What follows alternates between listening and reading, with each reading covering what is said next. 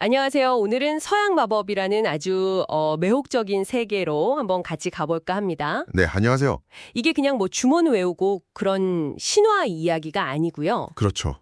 르네상스부터 19세기까지 이 시대가 막 변하잖아요. 그렇죠. 그 속에서 마법이 어떻게 달라지고 어떨 때는 막 지적인 탐구로 심지어는 교양으로까지 여겨졌는지 그 아주 흥미로운 여정을 따라가 볼 거예요. 네, 맞습니다. 특히 19세기 지식인들 사이에서 이게 교양이었다니, 이거 진짜 놀랍지 않나요? 정말 흥미로운 지점이죠. 자, 한번 그 속으로 들어가 보시죠. 네, 그 고대의 지혜가 있지 않습니까? 이게 르네상스 시대에 다시 확 살아나고 그 뒤에는 과학혁명이라는 큰 파도 앞에서 잠깐 또 주춤했다가 19세기에 다시 지성계의 주목을 받게 되는 그 역동적인 과정을 살펴보는 게 정말 재미있습니다. 네, 근데 단순히 이런 일이 있었다가 아니라 왜 그런 변화가 필요했는지 그 시대적인 배경, 또 사람들의 어떤 욕망 같은 거 그걸 파악하는 게 중요하다고 생각해요. 아, 그렇군요. 그럼 르네상스부터 시작해 볼까요? 네, 좋습니다. 고대 그리스 로마 문헌들이 다시 막 발견되면서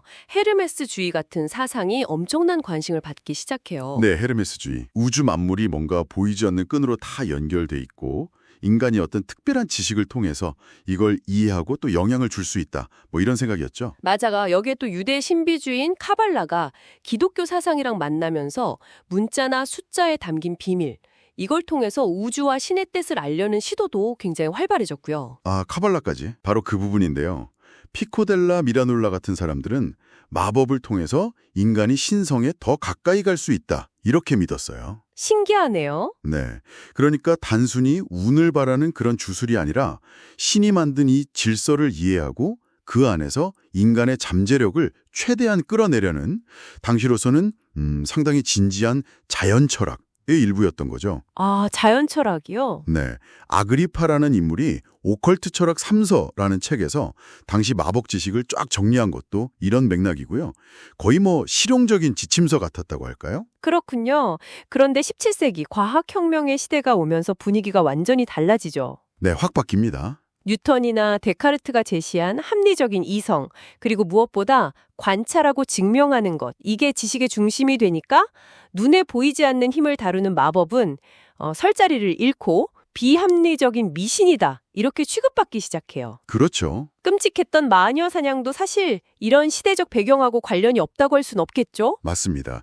그 지식의 패러다임 자체가 급격하게 변하면서 마법이 이제 주류에서 밀려난 건데요. 그렇다고 완전히 사라진 건 아니었어요. 아, 그래요? 네, 오히려 더 깊은 곳으로 숨어들었다고 할까요? 장미십자회나 프리메이슨 같은 비밀결사 형태로 그 명맥을 이어갑니다. 아, 비밀결사. 이 사람들은 이제 대중적인 활동보다는 좀 복잡한 상징이나 비밀스러운 의식 이런 걸 통해서 우주의 신비나 내면의 깨달음 같은 걸 추구하면서 마법의 어떤 철학적이고 영적인 측면을 보존하려고 했던 거죠. 뭐랄까 일종의 지식 보존 전력이었던 셈이에요. 그러다가 19세기 후반에 정말 흥미로운 반전이 일어나요. 네, 이때가 아주 재밌죠. 산업혁명으로 물질 문명이 막 엄청 발달하고 과학이 세상을 다 지배하는 것처럼 보이니까 역설적으로 사람들이 정신적이고 영적인 공허함 이런 걸 느끼기 시작하는 거예요. 맞아요. 바로 그때. 바로 이때 오컬티즘, 그러니까 신비주의가 다시 강력하게 떠오릅니다. 황금 여명회 같은 단체는 카발라, 점성술, 타로 이런 것들을 아주 체계적으로 만들어서 가르쳤고요. 네, 황금 여명회의 영향이 컸죠. 그리고 블라바츠키 부인이 이끌었던 신지학회는 서양 신비주의의 동양 사상을 딱 접목시켜서 또 큰 반향을 일으켰죠. 알레이스터 크롤리 같은 좀 논쟁적인 인물도 이때 나오고요. 이 시기에 오컬티즘 부활이 특히 더 주목받는 이유가 있어요. 이게 그냥 일부 좀 특이한 사람들 관심사가 아니라 당시 지식인들, 예술가들, 심지어는 상류층 사이에서 하나의 뭐랄까 지적인 유행이자 교양으로 여겨졌다는 점이에요. 교양이요? 그게 정말 신기한데요? 네, 예를 들면 찰스 디킨스나 셜록 홈스 작가인 코난 도일 같은 유명 작가들도 심령현상이나 오컬트에 굉장히 깊은 관심을 보였어요. 아, 정말요? 코난 도일까지? 네, 심지어 사교계 응접실 같은 데서 오컬트가 아주 진지하게 토론되기도 했고요. 와, 왜 하필 그 시대에, 그 산업화 시대에 그런 현상이 나타났을까요? 그게 참 재밌는 부분인데 급격한 산업화와 과학 만능주의가 가져온 어떤 인간 소외 현상, 그리고 전통적인 종교의 힘이 좀 약해지는 상황 속에서 사람들이 삶의 의미나 우주의 신비에 대한 새로운 답을 찾으려고 했던 것 같아요. 아, 새로운 답. 네, 고대 이집트의 지혜, 동양 철학, 켈트 신화, 심령술 이런 온갖 신비주의 지식이 숨겨진 진리를 탐구하는 아주 매력적인 도구로 보였던 거죠. 뭔가 과학이 설명 못하는 영역에 대한 호기심 같은 걸까요? 그렇죠.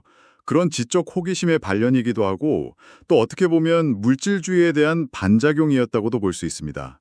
당시 지성계의 어떤 복잡한 면을 보여주는 현상인 거죠. 이렇게 쭉 들어보니까 서양 마법의 역사라는 게 그냥 사라진 미신 이야기가 아니네요.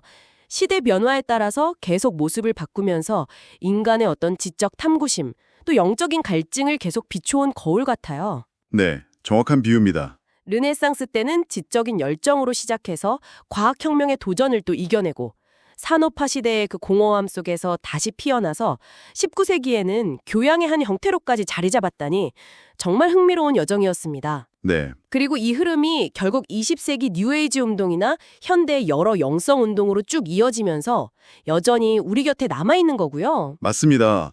오늘날 우리가 정말 최첨단 과학기술 시대를 살고 있잖아요.